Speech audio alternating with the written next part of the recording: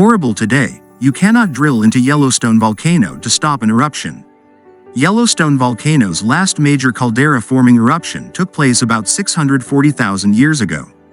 The most recent volcanic activity, consisting of lava flows, ended around 70,000 years ago. The volcano is not overdue an eruption, but it is still an active volcano, with huge magma chambers deep beneath the surface and a hotbed of hydrothermal features.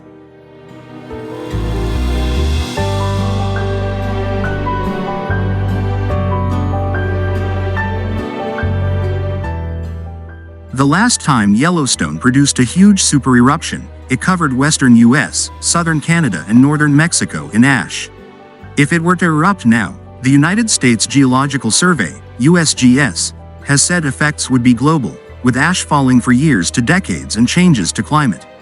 Montana, Idaho and Wyoming would be affected by searing hot pyroclastic flows.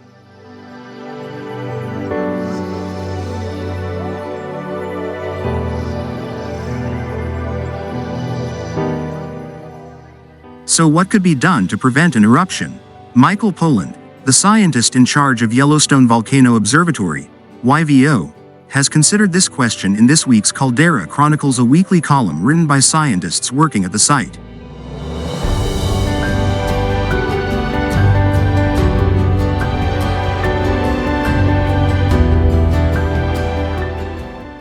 Poland said people often ask if you could drill into Yellowstone in order to relieve pressure building beneath the ground to help prevent an eruption occurring.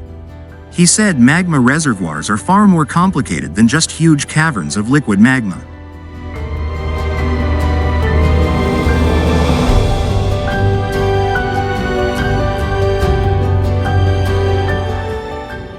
Instead of huge balls of liquid magma, they are a mushy mix of rock, melt, crystals, and various fluids and gases, with poor interconnectivity and often no sharp boundary between the reservoir and the surrounding rock, he said, explaining Yellowstone has two magma chambers, one between 3 and 10 miles beneath the surface, and another between 12.5 and 31 miles underground. These reservoirs are mostly solid, with between just 2 and 15% molten lava.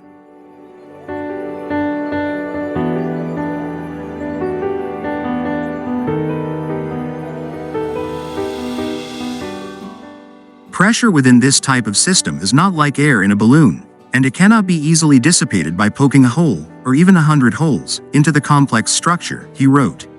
Within a magmatic system, pressure accumulates because magma and associated fluids are accumulating.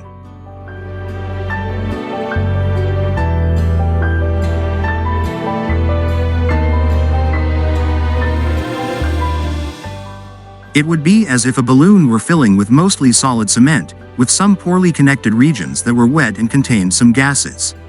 Poking a hole in that balloon would not cause the cement to disappear, nor would it reach all parts of the poorly connected wet part of the system.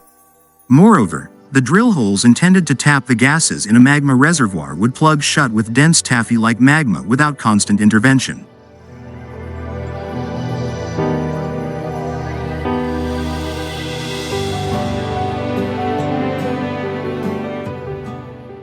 Poland also said you could not cool the magma reservoir by pumping water into it.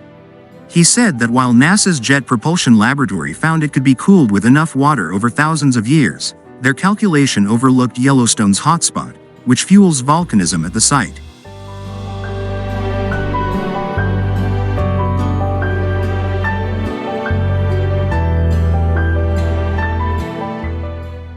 Cooling the magma body by pumping water into the subsurface would be like attempting to cool a pot of boiling water by steadily adding droplets of cold water but leaving the burner on, he said.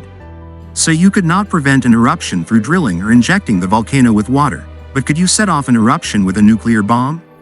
That is also a no.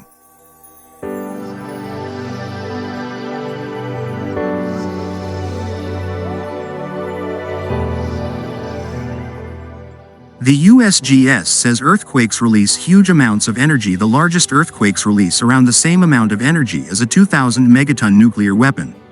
In 1975, an earthquake released the same amount of energy as a 2 megaton nuclear weapon. This is about 100 times the size of bigger than the bomb dropped on Hiroshima in 1945.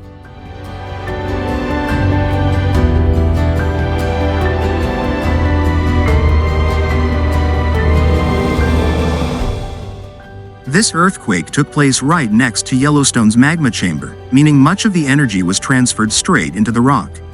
In a nuclear attack, the detonation would occur above ground, so the majority of the energy would be released into the air, the USGS said. And guess what happened to Yellowstone Volcano after the M7.3 earthquake? It didn't erupt. The only impacts were some changes in hot springs and geysers due to the shaking.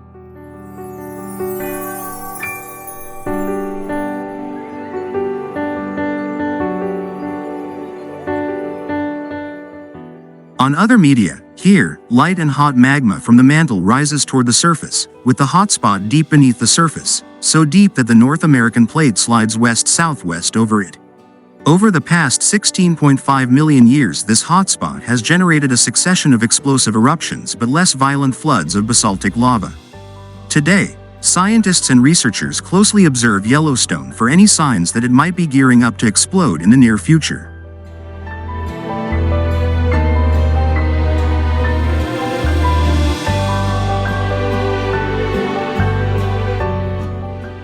It is generally accepted that an eruption in the next 10,000 years is very unlikely, with scientists having found no imminent smaller eruption of lava in more than 30 years of monitoring.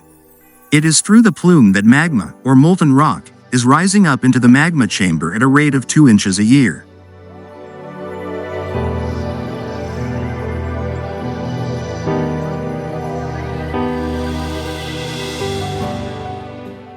There is no reason for this process to stop, and eventually it will continue until the pressure becomes too much and a volcanic eruption occurs, or it could come in short, sharp spurts.